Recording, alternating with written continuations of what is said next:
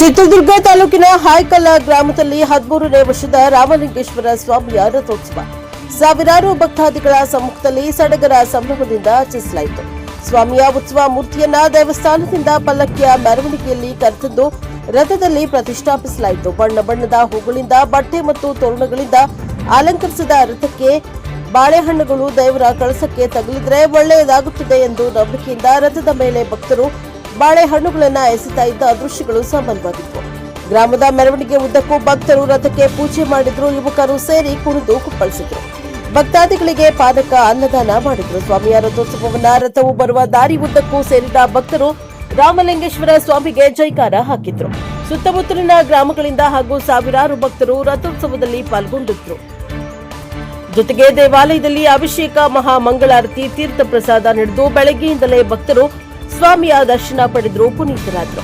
ರಾಮಲಿಂಗೇಶ್ವರ ಸ್ವಾಮಿಯ ಮುಕ್ತಿ ಬಾವುಟವನ್ನ ಬೆಳಗಟ್ಟ ಗ್ರಾಮ ಪಂಚಾಯಿತಿಯ ಮಾಜಿ ಅಧ್ಯಕ್ಷ ಮಂಜುಶ್ರೀ ಪಾಲಯ್ಯ 20,000 ರೂಪಾಯಿಗಳನ್ನ ಕೂಗಿ ತಮ್ಮದಾಗಿಸಿಕೊಂಡರು.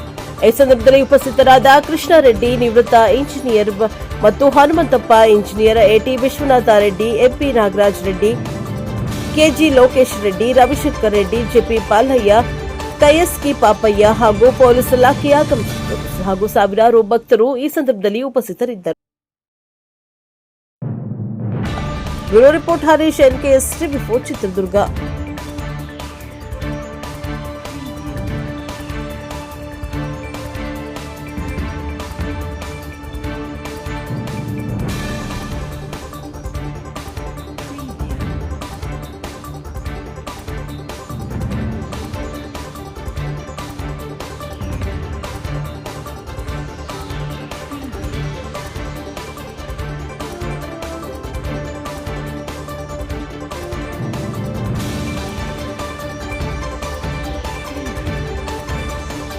ಜಾತ್ರೆ ನಡೀತಾ ಇದೆ. ನಮ್ಮದು ರಾಮಲಿಂಗೇಶ್ವರ ಸ್ವಾಮಿ ಜಾತ್ರೆ ಅಂತ. ನಮ್ಮ ಗ್ರಾಮದ ಹೆಸರು ಆಯ್ಕಲ್ಲು ಅಂತ ಈ ಗ್ರಾಮಕ್ಕೆ ಹೆಸರು ಬರೋದಕ್ಕೆ ಇದು ಐತಿಹಾಸಿಕ ಪ್ರಸಿದ್ಧವಾಗಿರ್ತಕ್ಕಂಥ ಸ್ಥಳ ಆಗಿದೆ. ಈ ದೇವಸ್ಥಾನ ಮೊದಲು ಈ ರೀತಿ ಇರಲಿಲ್ಲ. ಜೀರ್ಣೋದ್ಧಾರ ಆದ ನಂತರ ಈ ದೇವಸ್ಥಾನ ಈ ರೂಪಕ್ಕೆ ಬಂದಿದೆ.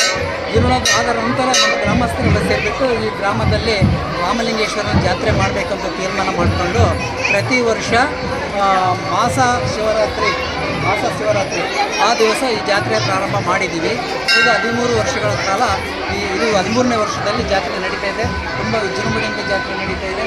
ಪ್ರತಿಯೊಬ್ಬರು ಜಾತಿ ಭೇದ ಮತ ಎಲ್ಲವನ್ನು ಮರೆತುಬಿಟ್ಟು ಈ ಜಾತ್ರೆಯಲ್ಲಿ ಭಾಗವಹಿಸ್ತಾ ಇದ್ದಾರೆ. ಆಯ್ಕಲ್ಲು ಅಂತ ಯಾಕೆ ಬಂತು ಅಂದರೆ ಇಲ್ಲಿ ದೇವಸ್ಥಾನದಲ್ಲಿ ಒಂದು ಘಟನೆ ನಡೆಯುತ್ತದೆ.